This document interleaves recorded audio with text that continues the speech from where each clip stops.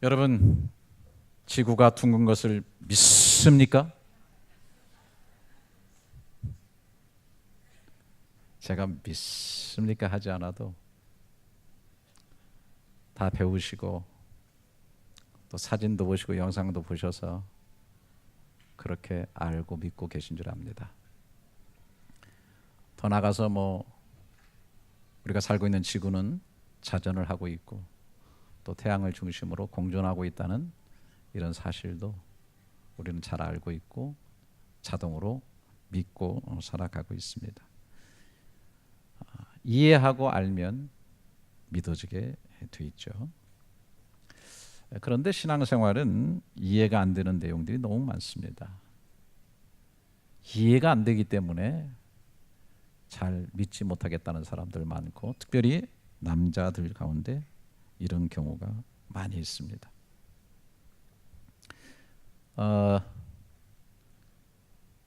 어느 독일의 신학교에서 이제 졸업반이 되게 되면은 설교 실습을 하는데 강당에 교수들과 학생들이 다 모여가지고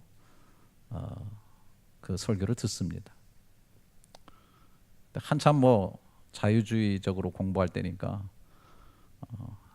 공부를 다 했는데도 사람들이 말씀에 대한 확신이 없어요.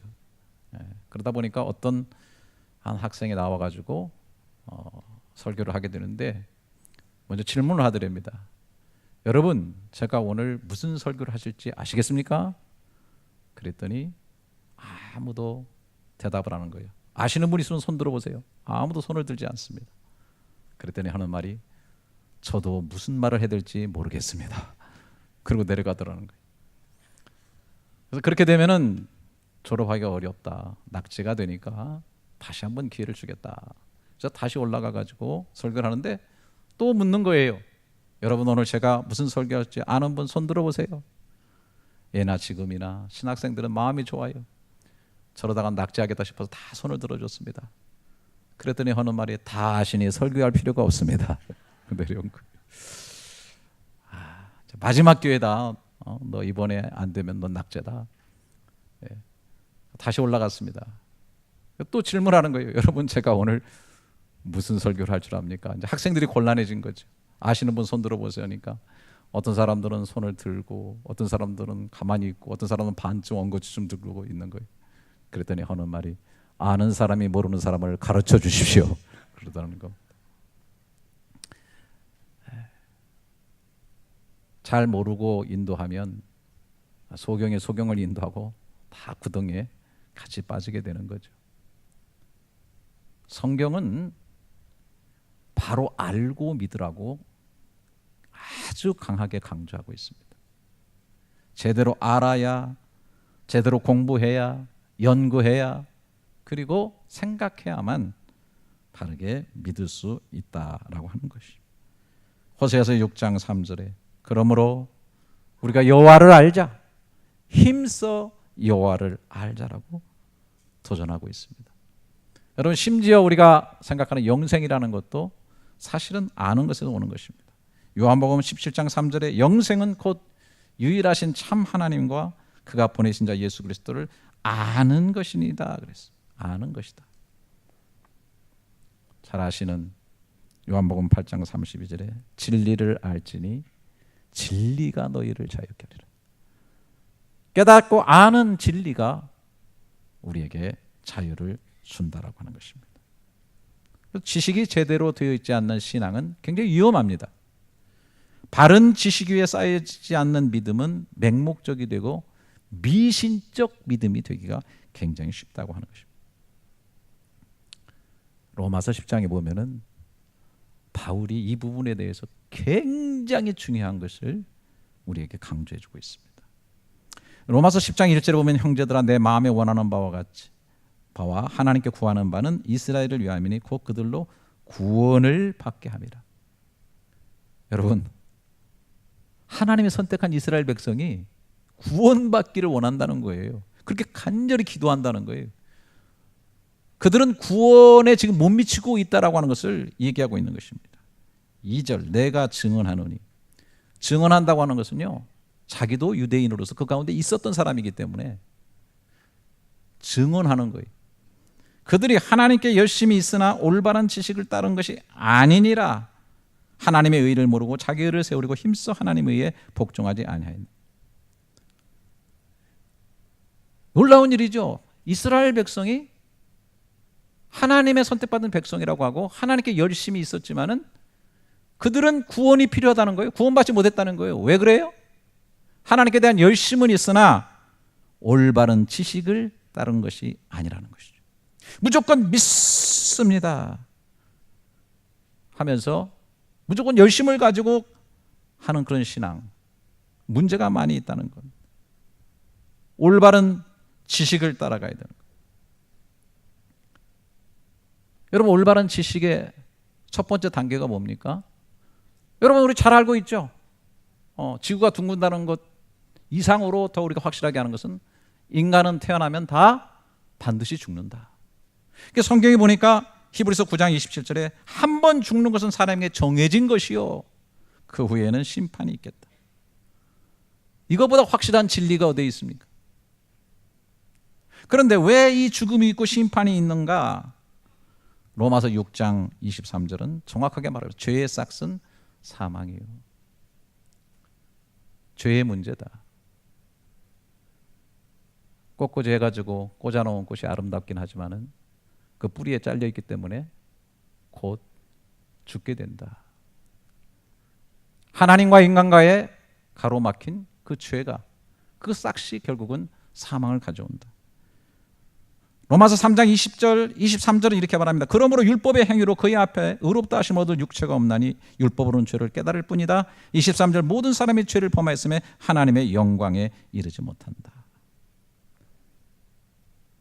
육신을 뒤집어 쓰고 사는 인간 중에서 뭘 지켜가지고 의롭게 되어줄 수 있는 인생은 아무도 없다.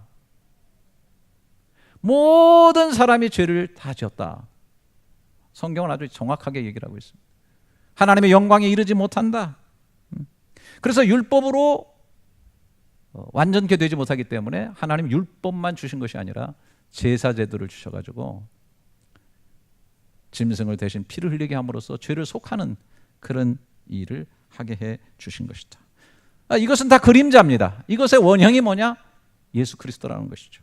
로마서 3장 25절에 이 예수를 하나님이 그의 피로써 믿음으로 말미암는 화목제물로 세우셨으니 이는 하나님께서 길이 참으시는 중에 전에 지은 죄를 간과하심으로 자기의 의로우심을 나타내려 하심이니 곧 이때에 자기의 의로우심을 나타내사 자기도 의로우시며 또한 예수 믿는 자를 의롭다 하려 하심이라. 그러므로 사람이 의롭게 하심을 얻는 것은 율법의 행위에 있지 않고 믿음으로 되는 줄 우리가 인정하노라. 여러분, 놀라운 일이에요. 하나님께서 그 하나님이신 아들 그 예수를 화목제물, 십자가에서 제물로 죽게 하신 이유는 뭐냐면 우리가 빨리 달려가서 우리를 의롭게 하시기 위함이다라고 하기 전에 오늘 이 본문은 하나님이 얼마나 의로운 분이신가를 나타내려 하는 것이다. 십자가는 우리를 의롭게 하시는 것뿐만 아니라 하나님이 의로우시다고 하는 사실을 증거하고 나타내는 것이다. 왜? 그 죄에 대해서 미워하시고 죄에 대해서는 반드시 심판하시고 죄의 싹에 대해서는 사망을 지불하게 하시는 하나님의 공의가 살아있는 것이 바로 십자가라고 하는 거예요. 여러분, 대한민국 정부에서 여러분 공의를 기대하신다면 뭘 기대하시는 거예요? 법을 제대로 집행하고 잘못된 것에 대해서는 법을 정확하게 적용하고 그것이 어떤 일상적인 평범한 사람이나 아니면 권력을 가진 사람에게도 똑같이 그 법이 집행되기를 원해요. 그 죄에 대해서 하나님이 그냥 눈 감는 것이 아니라 의로우신 하나님이 그 의로움을 나타내기 위해서 그 죄에 대해서는 반드시 대가를 지불하는 죽음을 내리시는 거예요. 그걸 대신 그 아들 예수에게 주심으로 인해서 하나님의 의로움도 나타내시고 그리고 사람을 사랑하시는 하나님의 사랑도 나타내 주셨다는 것입니다. 그래서 구원의 길이 열려지게 된 겁니다. 의롭게 되어지는 길이 열려지게 된 겁니다. 이런 올바른 지식을 따르지 아니하니까 그 결과가 어떻게 되는가? 다시 봅니다. 2절 3절 내가 증언하노니 그들이 하나님께 열심히 있으나 올바른 지식을 따른 것이 아니니라. 하나님의 의를 모르고 자기 의를 세우리고 힘써 하나님의 의에 복종치 아니하였느니라.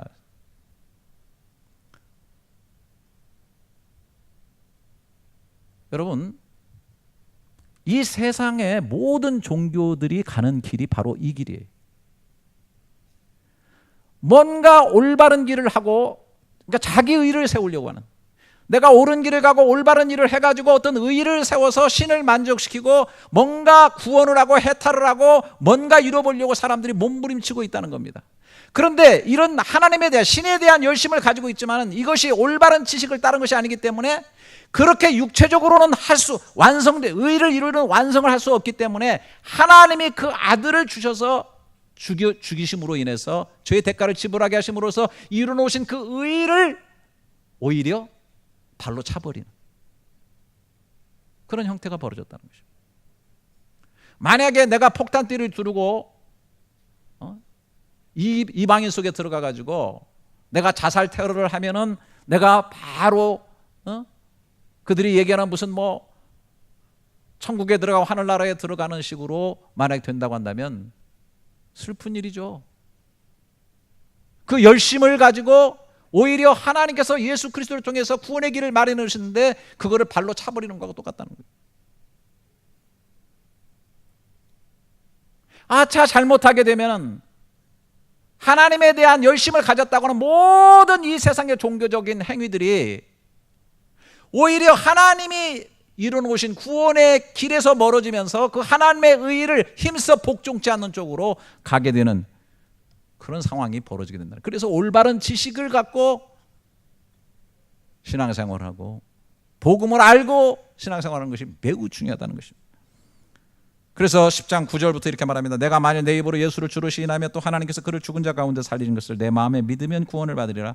사람이 마음으로 믿어 의에 이르고 입으로 시인하여 구원을 얻느니라. 13절 누구든지 주의 이름을 부르는 자는 구원을 받게 될 것이다. 결국 이 구원의 바른 지식을 가지고 예수를 그 마음속에 믿고 하나님의 사랑을 받아들이고 입으로 시인하면은 구원을 받게 된다라고 하는 것입니다. 그래서 선 바른 지식, 온전한 믿음, 이것이 우리를 온전하게 구원하는 길로 인도한다는 것이죠. 성경의 패턴이 많이 그렇게 되어 있습니다. 로마서 6장 6절부터 7절을 보십시오. 우리가 알거니와, 먼저 알아야죠. 우리의 옛사람이 예수와 함께 십자가에 못 박힌 것은 죄의 몸이 죽어 우리는 다시는 우리가 죄에게 종로로 사지 아니하게 하매니 이는 죽은 자가 죄에서 벗어나 의롭다 하심을 얻었음이니라. 여러분, 십자가에 예수만 매달리는 것이 아니라 이 사실을 아셔야 돼요. 나의 옛사람이 십자가에 매달려 있다. 내가 내 옛사람이 그리스도와 함께 십자가에 못 박혔나니라고 말씀하고 있고, 그걸 우리가 알아야 돼요. 이게 올바른 지식입니다. 그리고 뭐라고 말했습니까? 이와 같이 8절에 만일 우리가 그리스도와 함께 죽었으면 또한 그와 함께 살 줄을 믿노니 그랬어요. 뒤에 믿노니가 나옵니다. 6절에 우리가 알거니와 8절 마지막에 믿노니, 정확하게 알고 이해하고 깨닫고 그리고 믿노니. 9절을 다시 넘어갑니다. 이는 그리스도께서 죽은 자 가운데서 살아나셨음에 다시 죽지 아니하시고 사망이 다시 그를 주장하지 못할 줄을 알미로다. 알미로다. 그가 죽으심은 죄에 대하여 단번에 죽으시며 그가 살아계심은 하나님께 대해 살아계심이니 이와 같이 너희도 너희 자신을 죄에 대해서는 죽은 자요 그리스도 예수 안에서 하나님께 대하여는 살아있는 자로 여길지어다. 알미로다. 그리고 여길지어다. 진리에 대해서, 팩트에 대해서 정확하게 인식하고 바로 안 다음에 그런 것으로 간주하고 여기는 믿음을 가지라는 것.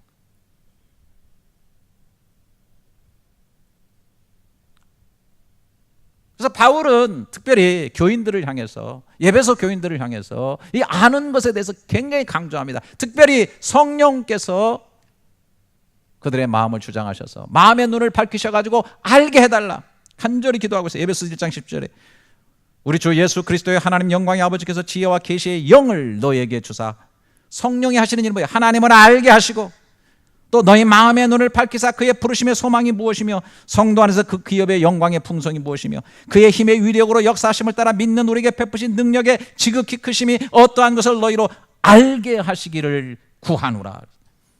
신앙생활이란 하나님을 아는 거예요. 더 나아가서 하나님께서 믿는 우리에게 베풀어 주시고 하신 일들이 무엇인가를 정확하게 아는 것이다. 그럼 신앙생활이 뭐예요? 바로 알고 믿고 행하는 것이다라는 거예요. 네. 중요한 것이죠. 사랑 문제도 마찬가지입니다. 에베소서 3장 18절부터 능히 모든 성도와 함께 지식에 넘치는 그리스도의 사랑을 알고 그 너비와 길이와 높이와 깊이가 어떠함을 깨달아 하나님의 모든 충만하신 것을 너에게 충만하게 하시기를 구하노라. 지식이 없는 사랑은 맹목적이 되고 변질되기 쉽고 썩어지기 쉽고 퇴색되기 쉽고 길 잃어버릴 수 있고 사랑한다는 이름으로 사람들을 얽어매고 질투하고 시기하고 망하게 하는 일이 벌어진다는 거예요. 지식에 넘치는 그리스도의 사랑을 알아. 그리스도의 사랑을 안다고 하는 것은 단순히 감정적인 것이 아니라 지식이 있는 사랑. 근데 그것은 성도들과 함께 알아가는 사랑. 내가 배우고 말씀으로 들을 뿐만 아니라 내 가까운 남편과 아내 속에서, 내 자녀들 속에서, 그리고 내 교우들 속에서, 몸된 교회의 공동체 속에서 그리스도의 사랑을 날마다 알아가게 되는데 그 사랑의 넓이, 깊이, 높이, 길이를 계속해서 충만하게 깨달아가다 보면은 하나님의 모든 충만한 것으로 충만케 되어줄 줄을 믿습니다. 그러니까 사랑도 사실은 알아가는 거예요. 깨달아가는 거예요. 그리고 입체적으로 풍성해지는 거예요. 거기에 하나님의 모든 충만하신 것이 충만하게 역사하십니다. 여러분, 바로 알고 바로 믿고 바로 행하는 그런 믿음의 삶이 있기를 축원합니다. 그런데 오늘 보면은 순서가 좀 바뀌어 있어요. 제가 지금 말씀드리는 순서하고 또 바뀐 내용이 오늘 나와요. 69절을 보십시오. 우리가 주는 하나님의 거룩하신 자인 줄 믿고 알았사옵나이다. 믿고 알았사옵나이다. 물론 저도 뭐 히브리 헬라어를 알아요. 그래서 제가 다 원문 성경을 보니까 중간에 카이라는 말, 믿는다는 말과 안다는 말을 엔드로 접속사로 엮어놨어요. 그래서 사실은 이것이 동시적인 상황일 수도 있어요. 인정합니다. 하지만 저는 여기서 믿었고 그리고 알았습니다라고 했을 때 베드로는 분명히 믿음의 문제를 앞에 놓고 싶어 했을 것이다라고 저는 그렇게 생각을 해봅니다. 왜 이 말이 그렇게 중요한가? 우선 이 본문의 배경을 한번 살펴보겠습니다. 이 6장이거든요. 요한복음 6장에 지금 이 말씀을 할 때 이 앞에 사건이 오병이어 사건입니다. 보리떡 5개와 물고기 2마리로 5,000명을 먹이시고 12광주로 남은 사건이 있었어요. 그랬더니 뒤에 많은 사람들이 예수님을 임금 삼으려고 쫓아다녔어요. 그리고 당신이 정말 하나님의 아들이면 우리에게 만나처럼 이 떡을 항상 내려주십시오. 우리 조상들이 하나님의 은혜 가운데서 광야에서 만나 먹고 살았지 않습니까? 당신이 하나님의 아들이고 메시아로 왔다고 한다면 그 증거로 매일매일 우리에게 떡을 주셔가지고 오병이어처럼 이런 기적을 늘 행하셔가지고 우리를 풍족하게 먹여주십시오. 그래서 31절에 보면 하늘에서 그들에게 떡을 주어 먹게 하셨다는 것 같이 우리 조상들은 광야에서 만나를 먹었나이다. 그런 얘기를 한 거예요. 그리고 34절에 그들이 주여 이 떡을 항상 우리에게 주옵소서. 근데 35절에 예수께서 이르시되 나는 생명의 떡이니 내게 오는 자는 결코 줄이지 아니할 테요 나를 믿는 자는 영원히 목마르지 아니하니라. 주님은 갑자기 핀트를 비껴가는 예수. 아이고 지금 만나를 달라고 떡을 달라고 그러는데 내가 생명의 떡이다. 내게 오는 자가 내가 생명의 떡이다. 내게 오는 자가 줄이지 않겠다. 이런 식으로 말씀하시는 거예요. 그러니까 사람들이 잘 이해를 못하는 거예요. 이해를 못하니까 예수님께서 계속해서 반복해서 말씀하시는 거예요. 52절 보세요. 그러므로 유대인들이 서로 다투어 이 사람이 어찌 능히 자기 살을 우리에게 주어 먹게 하겠냐. 서로 다투면서 막 변론이 일어나는 거예요. 어이 복잡하다 어렵다. 53절에 예수께서 이르시되 내가 진실로 truly 진실로 주신다. 인자의 살을 먹지 아니고 인자의 피를 마시 아니하면 그 속에 생명. 아예 노골적으로 얘기하네. 야 내 살을 먹어야 돼. 내 피를 마셔야 돼. 그렇지 않으면 너희 속에 생명이 없다. 내 살을 먹고 내 피를 마신 자는 영생을 가졌고 마지막 날에 그를 다시 살리겠다. 내 살은 참된 양식이요 내 피는 참된 음료로다. 어디로 피할 데가 없어요. 무슨 뭐 이것을 복잡하게 해석할 것도 없어요. 무슨 드라큘라 시리즈 같아요. 막. 웃어야 되는데 안 웃네. 56절 내 살을 먹고 내 피를 마신 자는 내 안에 가고 나도 그의 안에 거하나니. 살아계신 아버지께서 나를 보내시며 내가 아버지께로 말미암아서 사는 것 같이 나를 먹는 그 사람도 나로 말미암아 살리라. 여러분, 이렇게 정확하고 막 이렇게 확실하게 계속 반복적으로 얘기할 수가 있겠어요? 그런데 60절을 보세요. 제자 중 여러 듣고 말하되 이 말씀은 어렵도다. 누가 들을 수 있느냐 한데. 갑자기 말씀이 그렇게 영적으로 뛰면서 내 살을 먹고 내 피를 마셔야 산다라고 얘기하니까 어렵다. 그리고 결국 사단이 났습니다. 66절. 그때부터 그의 제자 중에서 많은 사람이 떠나가고 다시 그와 함께 다니지 아니하더라. 이 쓸쓸한 표현. 많은 사람이 떠나가 버렸네요. 그리고 그러니까 예수님께서 12제자에 이렇게 물었습니다. 67절에 예수께서 12제자에게 이르시되 너희도 가려느냐. 여러분, 오늘 성경으로만 막 얘기하니까 너희도 가려느냐? 저는 이렇게 묻고 싶어요. 너희가 졸리느냐? 베드로가 대답했어요. 68절에 시몬 베드로가 대답하되 주여 영생의 말씀이 주께 있사오니 우리가 누게로 가오리이까. 그 말씀하면서 우리가 주는 하나님의 거룩한 자인 줄 믿고 알았사옵나이다. 이 베드로의 대답의 의미를 한번 엮어서 얘기한다고 한다면 주님의 살과 피를 먹고 마셔야 한다는 이 말씀들은 베드로도 지금 이해하기 어려워요. 굉장히 난해합니다.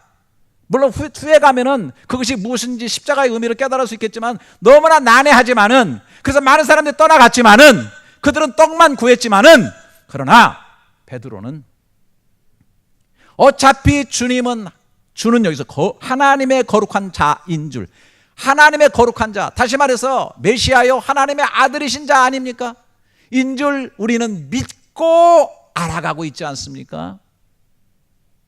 그 믿고 알아가는 영생의 말씀을 우리에게 주시는데 우리가 누게로 가겠습니까? 그러면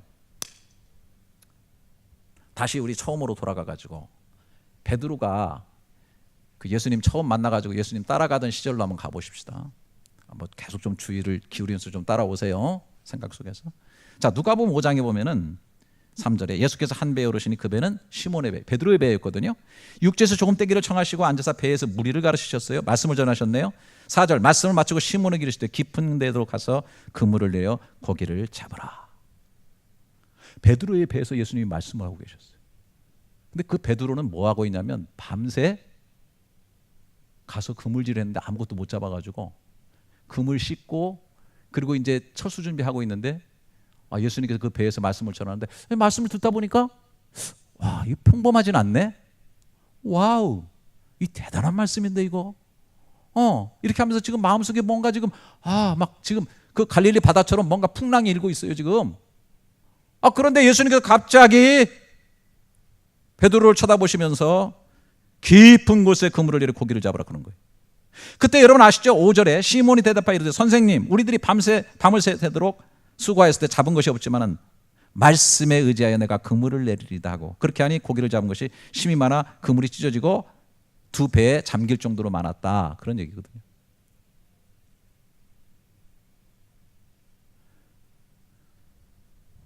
베드로는 뭔가 그 말씀을 들을 때에 믿음이 좀 생겼어요. 대단한 분인데, 범상치가 않은데. 근데 그분이 갑자기 자기에게 눈길을 주면서 깊은 곳에 가서 그물을 내리라.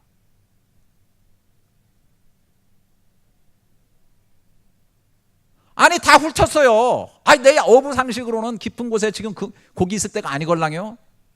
그래도 작은 믿음이라도 가지고 말씀을 의지해서 그물을 내리는 쪽으로 가게 되는 거예요. 그리고 나중에 알았어요. 정말 이분이 보통 분이 아니구나. 고기를 엄청 잡고 두 배에 잠기게 될 정도로 고기를 갖게 된 거예요. 그런데 그것뿐 아니라 더 깊은 것을 알았어요. 그게 뭐냐면 이 말씀이요. 8절에 시몬 베드로가 이를 보고 예수의 무릎 앞에 엎드려 이르되 주여 나를 떠나서 나는 죄인으로소이다. 왜 갑자기 이런 미친 짓을 했을까요? 이유가 있죠. 아니 자기는 갈릴리 어부기 때문에 많은 경험을 통해서 갈릴리 바다에 지금쯤 고기가 어디쯤 있는가 알고 있고 그런 걸 통해 가지고 그물질을 했는데 지금 실패를 했거든요. 근데 고기에 대해서 고자도 모르는 목수 출신 예수가 깊은 곳에 가서 그물을 내려는데 거기 가니까 진짜 그물이 엄청나게 많은 고기를 잡았어요. 거기서 깨달은 이분은 바다 밑속까지 보고 계시는 살아계신 하나님이구나. 하나님적 존재구나 하는 것을 알게 된 거예요. 뿐만 아니라 갈릴리 바다의 깊은 곳까지 보시는 그분이 불꽃 같은 눈초리로 나를 보고 계시구나. 내 깊은 곳까지. 갑자기 그분의 그 거룩하신 그 영광 앞에서 자기가 죄인인 것이 너무나 드러나면서 그 앞에 가서 갑자기 나는 죄인입니다. 나를 떠나소서. 이런 고백을 하게 된 거예요. 그가 지금 오늘 본문에서 말한 대로 우리가 누게로 가오리까? 주는 하나님의 거룩한 자인 줄 믿고 알았삼나이다. 믿고 알아가고 있는 과정이에요. 그랬더니 주님께서 뭐라고 말씀하셨어요? 무서워하지 말라. 10절에 이후로는 내가 사람을 취하리라 하시니 그들이 배들을 육지에대고 모든 것을 버려두고 예수를 따르니라. 그렇게 얻으려고 했던 물고기, 그렇게 잡으려고 했던 그 많은 것들을 다 버려두고 이제는 그것이 목표가 된 것이 아니라 예수를 쫓으니라. 이제는 그분을 믿고 가는 새로운 인생 항해를 시작하게 된 거예요.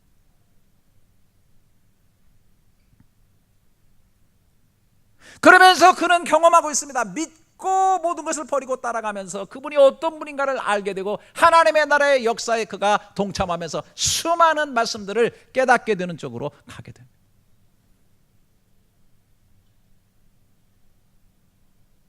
저도 정말 참 의심이 많은 인간이에요. 제가 스스로 생각해 저는 아주 철학적 인간입니다. 찢어보고 잘라보고 꿰매보고 둘쳐보고 다 해야만 따라가는. 근데 어느 순간에 이 경계선이 있어요. 다 이해해서 믿을 수 없는 경계선, 한계. 그때 겸허히 정말 자기를 내려놓고 믿음의 주로 주님을 딱 붙잡고, 때로는 이해되지 않지만 깨달아지지 않아도 믿고 나갈 때 바로 그분이 어떤 분인가를 알게 되는 그런 경험. 여러분, 요한복음 10장에도 이런 말씀이 나옵니다. 10장 23절에 솔로몬 행각에 갔는데 24절에 유대인들이 에워싸고 이르되 당신이 언제까지 우리 마음을 미혹하게 하려 하나이까? 여러분, 오늘도 여기 신앙생활에서 나와가지고 여기 앉아있어 언제까지 내 마음이 이렇게 흔들리고 미혹이 되지? 때로는 믿어졌다가 안 믿어졌다가 말씀이 들어왔다가 튕겼다가 언제까지 우리를 미혹하게? 그리스도이시면 밝게 말씀하십시오. 예수님께서 뭐라고 말씀하시면 내가 너에게 말하였을 때 믿지 아니하는도다. 내가 아버지의 이름으로 행하는 일들이 나를 증거하는 것이거늘 너희가 내 양임으로 믿지 아니하는도다. 내 양은 내 음성을 들으면 나는 그들을 알며 그들은 나를 따르니라. 내가 그들에게 영생을 주는 영원히 멸망하지 않을 테니 또 그들이 내 손에서 빼앗을 자가 없으니라. 그들은 주신 내 아버지는 만물보다 크시며 아무도 아버지 손에서 빼앗을 수 없느니라. 나와 아버지는 하나니라 하신데 31절에 유대인들이 다시 돌을 들어 치려 하거늘 뭐야 이 쌍, 아버지와 나는 하나라고 하니까 결정적으로 확 도른 거예요. 그래가지고 그냥 짱돌을 들어가지고 날려고 하는 판에 주님께서 중요한 말씀들을 하셨어요. 37절 38절에 듣기 만일 내가 내 아버지의 일을 행하지 아니하거든 나를 믿지 말려니와 내가 행하거든 나를 믿지 아니할지라도 그 일은 믿으라. 그러면 너희가 아버지께서 내 안에 계시고 내가 아버지 안에 있음을 깨달아 알리라 하시니. 너 나 못 믿겠냐? 그러면 정이 그렇다면 내가 하는 일을 보고 그 일을 믿으라. 이 일을 믿게 되면 아버지께서 내 안에 계시고 내가 아버지 안에 있음을 깨달아 알게 되리라.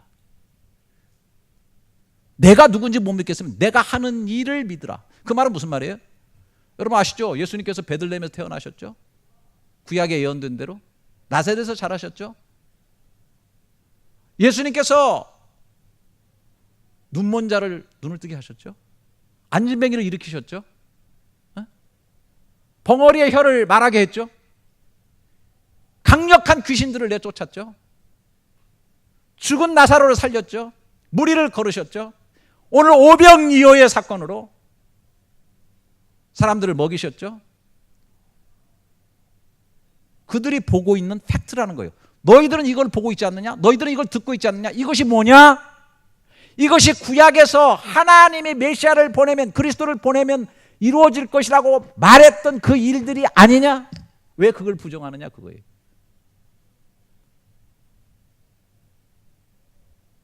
그 일을 믿어. 너희 본대로 믿어. 팩트대로 믿어. 사실대로 그냥 믿어. 그러면 너희가 깨닫고 알게 되리라. 아버지가 내 안에 있고 내가 아버지 안에 있다는 거. 아버지와 나는 하나라는 거. 왜 그 얘기하는데 짱돌 들고 설치냐?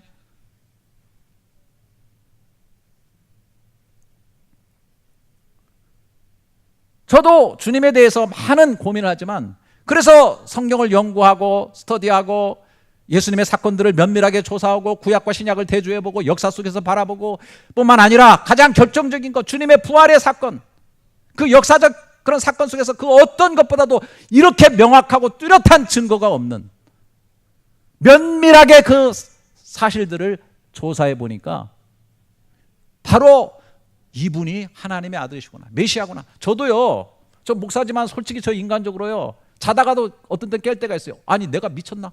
아니 인류 역사에 우리나라도 아니고 저 예루살렘이란 이스라엘이라는 곳에 왔다간 한 인간이란 그 예수를 갖다가 내가 신이라고 하나님이라고 부르고 내가 그분을 주로 섬기고, 아니 그분을 위해서 내 인생을 송두리째 지금 바치고 그 일을 위해서 내가 목숨을 걸고 있다니, 이게 도대체. 그래서 다시 한번 성경을 바라보게 되고 예수 그리스도의 사건을 면밀하게 검사하게 되고 부활적 사건 이런 것들을 정확하게 짚으면 짚을수록 그 팩트 앞에서 그가 하신 일들을 믿지 않을 수가 없어요. 그분이 하나님이시고 그리스도이시구나, 구약에서 총체적으로 예언한 바로 그분이시구나라는 것을 알게 되는 거예요. 그리고 그분이 바로 하나님 안에 있고 하나님이 그 안에 있고 그분이 바로 하나님이시구나라는 것을 알게 되는 거예요. 그러면서 믿고 따라갈 때 깨달아지고 이해되어지고 알아지게 되는 겁니다. 저도 목회자지만은 제가 죽고 싶겠어요? 죽고 싶은 사람이 어디 있어요? 그러나 죽고자 하는 자는 살게 되리라. 이해가 안 돼요. 하지만은 내가 죽고자 하는 마음을, 결단을 가지고 주님 나 죽겠습니다라고 내가 결단하게 될 때 정말 제가 살아나는 경우가 얼마나 많은지 몰라요. 얼마나 저라고 인기 없고 높아지고 싶지 않아요. 정말 인기 다 먹고 세계 속에서 슈퍼스타가 되어가지고 김기영 목사님 하면은 그냥 다 알아주는 그런 사람이 되고 싶어요. 저도 그냥 강단에 서기만 하면 미리 자지러지고 그냥 그 이름새 때문에 그냥 사람들이 이미 벌써부터 눈이 벌게가지고 은혜를 펄펄 받는 그런 사람이 되고 싶습니다. 이름이 안 나가지고 굉장한 말씀을 전하는데 사람들이 시큰둥하게 받는 것 같아, 신경질나게. 그런 게 좀 있더라고 살다 보니까. 근데 성경은 부단히 우리에게 말씀하죠. 그분이 그렇게 된 것은 많은 낮아짐이 있었다는 거예요. 높아지는 그런 것보다도 낮아지려고 할 때 하나님이 높여주심을 경험하게 돼요, 우리는. 약한 게 그렇게 좋습니까? 그런데 그 약할 때 강함을 주시는 하나님이시는 우리가 경험하게 되는 것입니다. 참고 견디는 게 쉽습니까? 그런데 참고 견디니까 열매가 오게 되는 걸 보게 되는 것입니다. 많은 근심과 어려움이 있는데, 머리는 복잡해 죽겠는데 말씀을 믿고 감사의 기도를 하게 될 때 모든 지각의 때나 하나님의 평강으로 내 마음을 인도하시는 주님이심을 알게 되는 걸 어쩌란 말입니까? 예? 어쩌란 말입니까?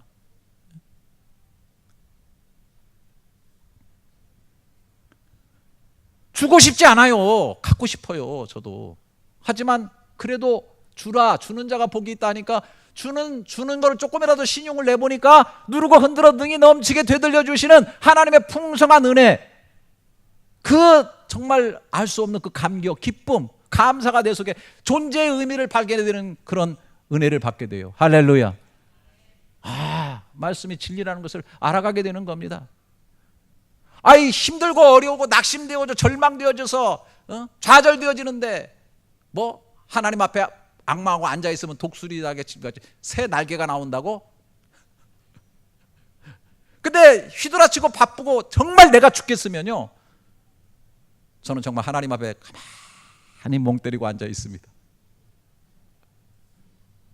그럼 저도 모르게 제 영혼 속에서 독수리의 날개가 나오는 거 진짜 느낍니다. 새 힘을 진짜 얻습니다. 진짜 새 힘을 얻어서 오늘까지 날아왔다니까요. 네. 하나님을 알게 하는 겁니다. 하나님 말씀을 알게 하는 겁니다. 수영 배울 때 야 물에 부력이 있으니까 믿고 몸을 맡겨 이해가 안 됩니다. 파덕거리고 막 물 먹고 막 들어가다가 어느 순간에 쭉 뻗어가지고 밖에 쓱 나가서 되네 알게 되는 겁니다. 부모 말씀 지지리도 회상하고 이 정말 그냥 사춘기 되면 이 진짜 죄송합니다 때려 죽이고 싶어요. 그냥 지지리도 그냥 나는 당신께 복종하기 위해서 이 세상에 역사적 사명을 띠고 태어났습니다. 아주 그냥 그렇게나마 질질 따라오면 나중에 알게 된다니까. 왜 그런 말씀하셨고 왜 부모가 나를 그렇게 하셨고. 우리 딸이 아내가 피아노 가르쳤으니까 죽어도 하지 않더니 나중에 세월에 뒤에 앉아서 뭐라고 하자. 엄마 때려 패서라도 가르치지 그랬어. 이 나쁜 엑스 같으니라고.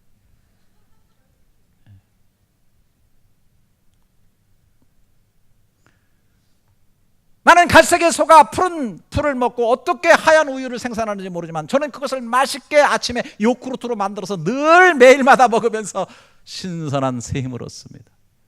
고철에 저 비행기가 어떻게 세상을 날아가는지 나는 이해하고 완전히 납득할 수는 없지만 그러나 그 비행기를 타고 많은 곳에 다니면서 집회를 하고 여행을 하게 됩니다.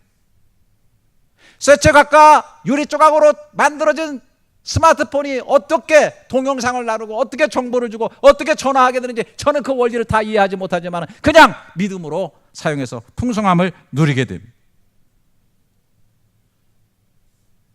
알고 다 믿고 행하지만은 어떤 때는 선 믿음을 갖고 그 믿음으로 응답하면서 그 말씀과 주님을 알아가는 거예요. 그래서 히브리 4장 1절에 이렇게 말합니다. 그러므로 우리는 두려워할지니 그의 안식에 들어갈 약속에 남아있을지라도 너희 중에는 혹 이르지 못할 자가 있을까 함이라. 그들과 같이 우리도 복음을 전하면 받는 자들이나 들은 바 그 말씀이 그들에게 유익하지 못한 것은 듣는 자가 믿음과 결부시키지 아니함이라. 안식에 대한 이 귀한 말씀을, 십자가의 안식이 있다, 이 귀한 말씀을 믿음과 결부시키지 못하니까 그 사람에게는 유익되지 않는다는 거예요.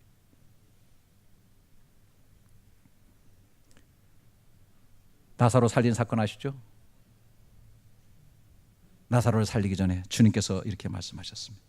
예수께서 이르시되 돌을 옮겨 놓으라 하시니 그 죽은 자의 누이 말하다가 이르되 주여 죽은 지가 사흘이 되셨으며 벌써 냄새가 나나이다. 예수께서 이르시되 내 말이 내가 믿으면 하나님의 영광을 보리라 하지 아니하였느냐. 저는 오늘 여러분 도전하고 싶어요. 믿으면 하나님의 영광을 보는 역사도 있다는 것을 믿으시기를 바랍니다. 알고 믿고 아는 것은 신앙에 작동하는 엔진과 같으면서 놀라운 일이 일어나요. 에베소서 4장 13절, 이거는 같이 한번 읽어보도록 하겠습니다. 여러분도 한번 읽어주세요. 시작.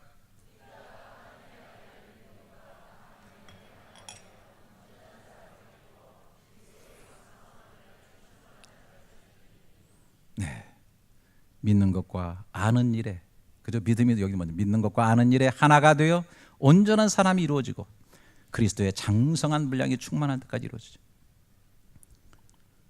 여러분, 애들이 이해 못하면 뭐라 그래요? 커봐. 이해 못하면 뭐라 해요? 결혼해봐. 더 이해 못하면 뭐라 해요? 애 낳아봐. 장성하게 되면 이해가 돼요. 믿는 것과 아는 거, 알고 믿고 밀고 믿고 알고 이렇게 계속 일치가 돼서 나가다 보면 장성한 분량에 이르게 되고 설명하지 않아도 깨닫게 돼요. 어린아이의 일을 버렸노라. 유치한 삶, 눈에 보이는 것만 쫓는 삶을 버리게 됩니다. 구상 선생님이 쓴 기독교 세계관을 가지고 그분이 시를 썼는데 시 하나 읊어드리겠습니다. 이제는 졸아도 됩니다. 이 밑도 끝도 없는 욕망과 갈증의 수렁에서 빠져나올 수 없음을 나는 알고 있다. 이 밑도 끝도 없는 온해와 고통의 멍에에서 벗어날 수 없음을 나는 알고 있다. 이 밑도 끝도 없는 불안과 허망의 잔을 피할 수 없음을 나는 알고 있다. 그러나 나는 또한 믿고 있다. 이 욕망과 고통과 허망 속에 인간 구원의 신령한 손길이 감추어져 있음을, 그리고 내가 그 어느 날 그 꿈의 동산 속에 들어가 영원한 안식을 누릴 것을 나는 또한 믿고 있다. 제가 이 시를 뒤에를 좀 제가 쓰고 싶어요. 이렇게 믿고 가다 보면 이 밑도 끝도 없는 욕망과 갈증의 수렁에서 빠져나올 수 있는 길을 알게 되고, 이 밑도 끝도 없는 온해와 고통의 멍에에서 벗어날 수 있는 삶을 알게 되고, 이 밑도 끝도 없는 불안과 허망의 잔을 피할 수 있는 영원한 만족의 축복을 알게 되리라. 네. 여러분, 안희숙 선생님 아시죠? 일제 때 신사참배 거부하고 신앙을 지키다가 거의 옥중 순교할 즈음에 해방이 되어서 나오신 그런 분이신데, 그분이 쓴 찬양 가운데 내일 일은 난 몰라요 아세요? 네. 제가 어렸을 때는 복음성가가 별로 없어가지고 참 이런 노래 부르면서 신앙생활하고 자랐는데 같이 한번 불러볼 수 있겠어요? 우리 한번 같이 한번 불러보겠어요. 내일 일은 난 몰라요, 하루하루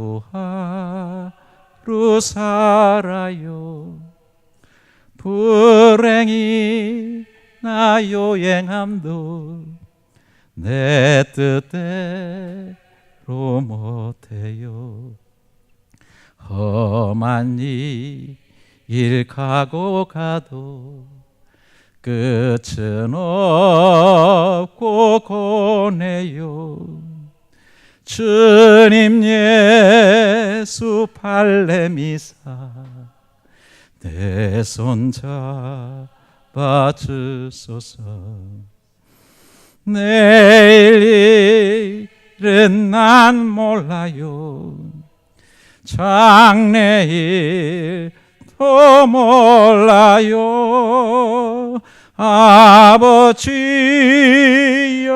날 붙드사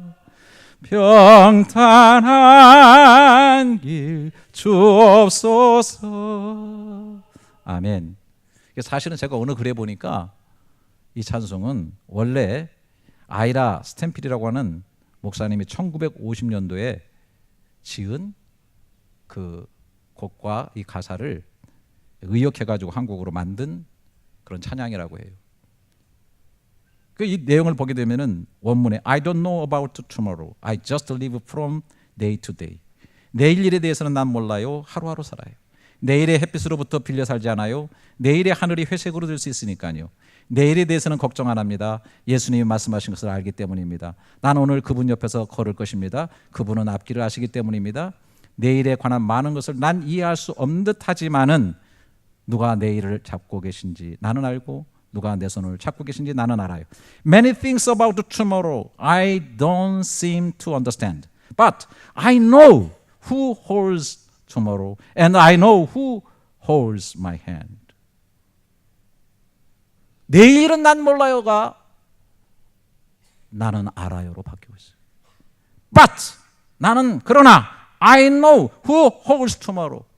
누가 내일을 붙잡고 가시는지. And I know who holds my hand. 누가 내 손을 잡고 계신지. 그래서 난 알아요. 내일 일을 알아요. 나의 장래일도 알아요. 내 미래도 알아요. 주님의 나를 어떻게 인도하실지 나는 알아요. 난 알아요. 왜? 믿고 알았사옵나이다. 주님 부르십니다. 너희도 가려느냐? 주의 영생의 말씀이 주께 있사오니 우리가 누게로 가오리까? 이 고백 속에 우리 열린연합교회에 속한 모든 성도들, 저와 여러분들, 날마다 우리의 삶 가운데 항상 믿고 알았습니다. 믿고 알았습니다. 이 고백이 흘러넘치시기를 주님의 이름으로 축원합니다.